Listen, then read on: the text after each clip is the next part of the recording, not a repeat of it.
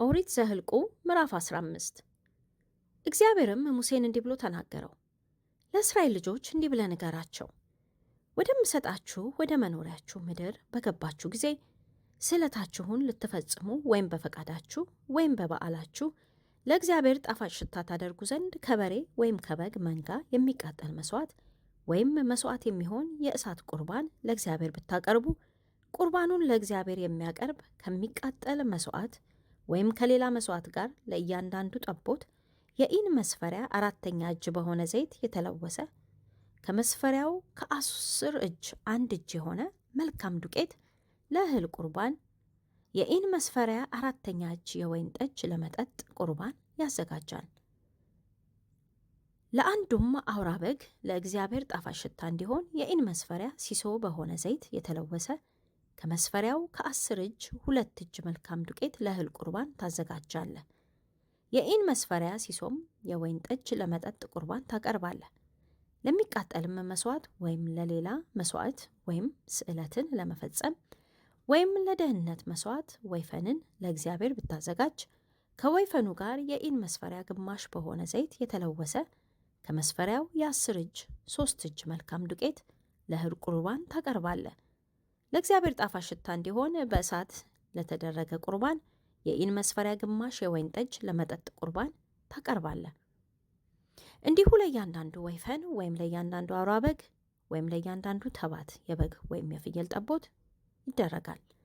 እንዳዘጋጃችሁት ቁጥር እንዲሁ እንደ ቁጥራቸው ለእያንዳንዱ ታደርጋላችሁ። የአገር ልጅ ሁሉ ለእግዚአብሔር ጣፋጭ ሽታ እንዲሆን ቁርባን በእሳት ባቀረበ ጊዜ እንዲሁ ያደርጋል። መጻተኛም ከእናንተ ጋር ቢቀመጥ ወይም በትውልዳችሁ መካከል ማንም ሰው ቢኖር ለእግዚአብሔር ጣፋጭ ሽታ እንዲሆን ቁርባን በእሳት ቢያቀርብ እናንተ የምታደርጉትን እርሱ እንዲሁ ያደርጋል። ለእናንተ በጉባኤው ላላችሁ በእናንተም መካከል ለሚቀመጥ መጻተኛ አንድ ሥርዓት ይሆናል፣ ለልጅ ልጃችሁም ለዘላለም ሥርዓት ይሆናል። እናንተ እንደሆናችሁ እንዲሁ በእግዚአብሔር ፊት መጻተኛ ይሆናል። ለእናንተና ከእናንተ ጋር ለሚቀመጥ መጻተኛ አንድ ሕግና አንድ ፍርድ ይሆናል። እግዚአብሔርም ሙሴን እንዲህ ብሎ ተናገረው።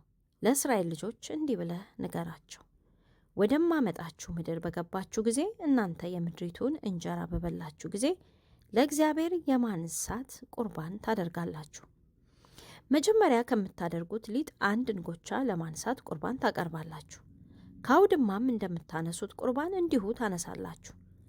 መጀመሪያም ከምታደርጉት ሊጥ የማንሳት ቁርባን እስከ ልጅ ልጃችሁ ለእግዚአብሔር ትሰጣላችሁ። ብትስቱም እግዚአብሔርም ለሙሴ ያዘዘውን እነዚህን ትእዛዛት ሁሉ ባታደርጉ እግዚአብሔር ካዘዘበት ከፊተኛው ቀን ጀምሮ ወደፊትም እስከ ልጅ ልጃችሁ እግዚአብሔር በሙሴ እጅ ያዘዛችሁን ሁሉ ባታደርጉ ማኅበሩ ሳያውቁ በስህተት ቢደረግ ማኅበሩ ሁሉ ለሚቃጠል መሥዋዕት ከእህሉ ቁርባንና ከመጠጡ ቁርባን ጋር እንደ ሕጉ ለእግዚአብሔር ጣፋጭ ሽታ እንዲሆን አንድ ወይፈን፣ ለኃጢአትም መሥዋዕት አንድ አውራ ፍየል ያቀርባሉ። ካህኑም ለእስራኤል ልጆች ማኅበር ሁሉ ያስተሰርይላቸዋል፣ ስህተትም ነበርና ይሰረይላቸዋል። ስለ ስህተታቸውም ለእግዚአብሔር ቁርባናቸውን በእሳት አቅርበዋል፣ ለእግዚአብሔርም የኃጢአታቸውን መሥዋዕት አቅርበዋል።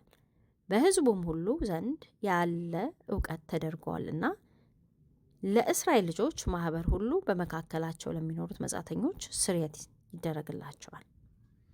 አንድ ሰው ሳያውቅ ኃጢአት ቢሠራ ለኃጢአት መሥዋዕት አንዲት የ1 ዓመት እንስት ፍየል ያቀርባል። ኃጢአት ሰርቶ ሳያውቅ ለሳተ ለዚያ ሰው ካህኑ ያስተሰርይለታል፣ በእግዚአብሔር ፊት ያስተሰርይለታል፣ ይሰረይለትማል። ትውልዱ በእስራኤል ልጆች መካከል ቢሆን ወይም በመካከላቸው የሚቀመጥ መጻተኛ ቢሆን ሳያውቅ ኃጢአትን ለሚሠራ ሁሉ ሕጉ አንድ ይሆንለታል። የአገር ልጅ ቢሆን ወይም መጻተኛ ቢሆን አንዳች በትዕቢት የሚያደርግ ሰው እግዚአብሔርን ሰድቧል፣ ያም ሰው ከሕዝቡ መካከል ተለይቶ ይጠፋል። የእግዚአብሔርን ቃል ስለናቀ ትእዛዙንም ስለሰበረ ያ ሰው ፈጽሞ ይጥፋ፣ ኃጢአቱ በራሱ ላይ ነው። የእስራኤልም ልጆች በምድረ በዳ ሳሉ አንድ ሰው በሰንበት ቀን እንጨት ሲለቅም አገኙ። እንጨትም ሲለቅም ያገኙት ሰው ወደ ሙሴና ወደ አሮን ወደ ማኅበሩም ሁሉ አመጡት።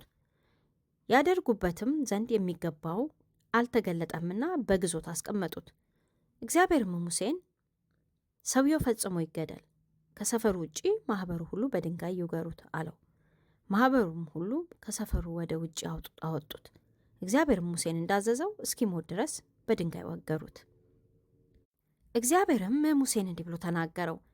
ለእስራኤል ልጆች እንዲህ በላቸው፣ እነርሱም ትውልዶቻቸውም በልብሳቸው ጫፍ ዘርፍ ያደርጉ ዘንድ በዘርፉም ሁሉ ላይ ሰማያዊ ፈትል ያደርጉ ዘንድ እዘዛቸው።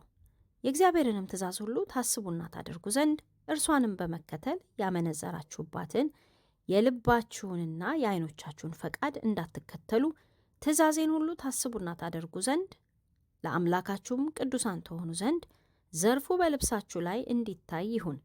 እኔ እግዚአብሔር አምላካችሁ ነኝ። አምላክ ሆናችሁ ዘንድ ከግብፅ ምድር ያወጣኋችሁ እኔ እግዚአብሔር አምላካችሁ ነኝ።